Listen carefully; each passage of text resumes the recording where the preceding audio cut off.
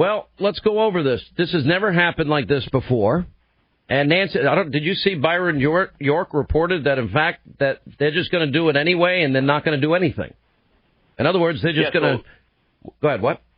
Well, Byron York also did an article talking about the fact that the so-called whistleblower is connected to a rival political candidate and somebody that is running against the President of the United States. And so that just further underscores that this is a partisan political witch hunt that has absolutely nothing to do with the truth, nothing to do with the rule of law, and is completely and totally contrary to the U.S. Constitution.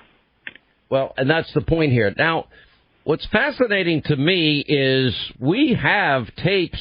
It's the same thing with the Russia witch hunt and the Russia impeachment inquiry, if you want to call it. It's been a never-ending impeachment inquiry. But it's funny how there was no Trump-Russia collusion, but there was Hillary's dirty Russian dossier.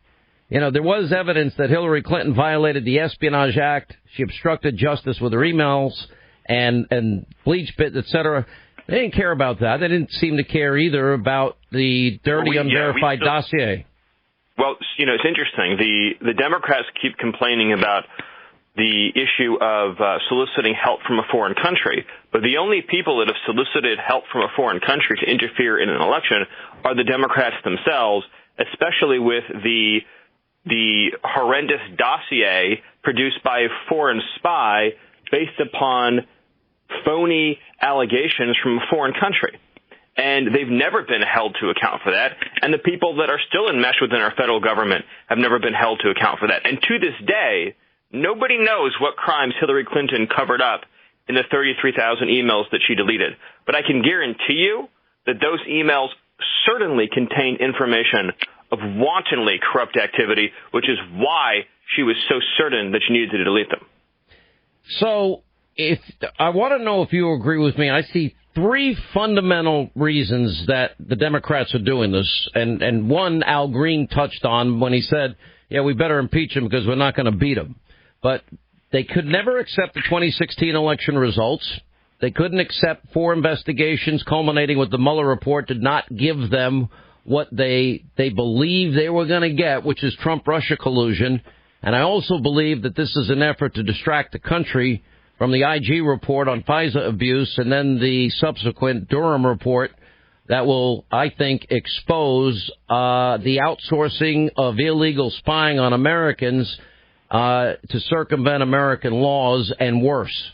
Your thoughts? Yeah, I agree with all of that. And I think that at the fundamental level, this is a question about the survival of our constitutional system of government.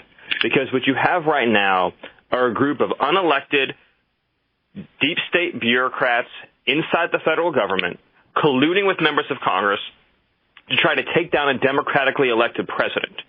Make no mistake that the big winners in the Democrat push for impeachment, if they were to ever be successful, which they won't be under any circumstance, would be the unelected deep state that has been feeding and pushing these false stories for 3 years now in order to try to reverse the results of the 2016 election. That should terrify any American that cares about liberty and democracy.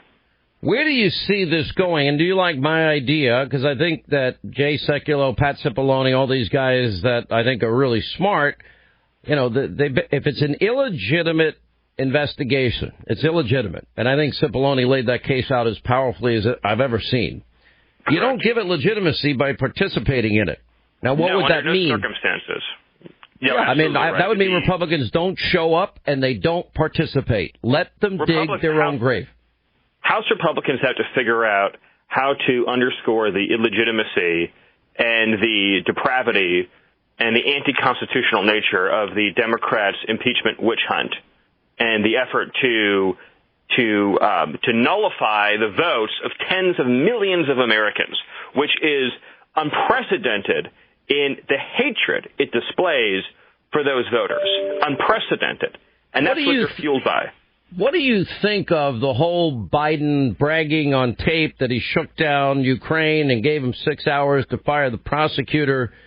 that is investigating Burisma Holdings, the energy giant in Ukraine, that is paying his son Hunter a massive amount of money, but his son had no experience in Ukraine or oil or gas or energy. No experience with anything whatsoever connected to those issues.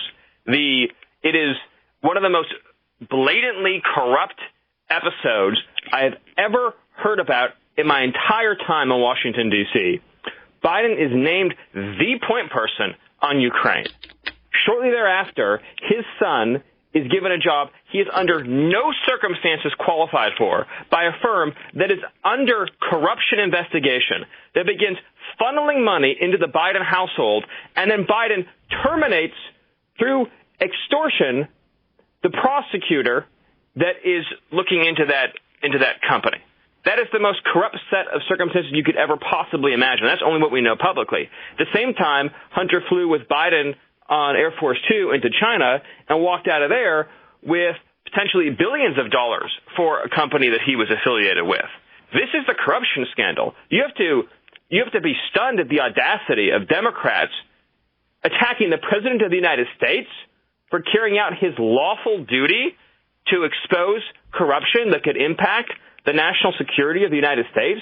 We have to know what entities in our government, past and present, have engaged in corrupt practices overseas and with whom. That's fundamental to U.S. national security. They're attacking the president for trying to uncover real episodes of corruption that impairs our domestic security. Do you agree with Cipollone's letter? And I think you do. You said so. Do you agree to the extent if this is their strategy to not afford basic due process, constitutional rights, and all the things that would normally accompany such a serious act, Republicans should not participate at all, not show up, not be a part of the circus at all. Let them do it by themselves. Well, I think that the House Republicans have to think about how they are going to react to the fact that it's an illegitimate inquiry and not to do anything that would suggest it has any legitimacy at all.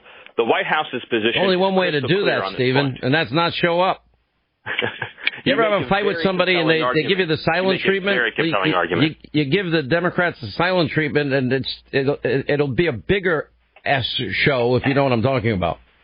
Yeah, and I think that you make a great point, and I would just say also on this is that Nancy Pelosi holding a press conference and saying there's an impeachment inquiry does not mean there is in fact an impeachment inquiry. They're just words from one person.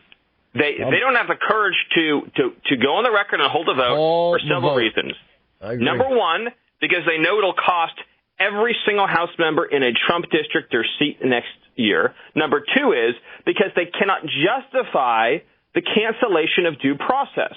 If they were to actually hold a vote establishing norms and procedures, there's no way they could publicly justify these secret sham proceedings. The left is revealing their true colors, which is fascist, totalitarian suppression of evidence, of witnesses, and of the truth. It is unbelievable to watch, actually, because it is the antithesis of everything that our framers and founders warned about. This is scary territory. All right, Stephen Miller, thank you. White House Senior Policy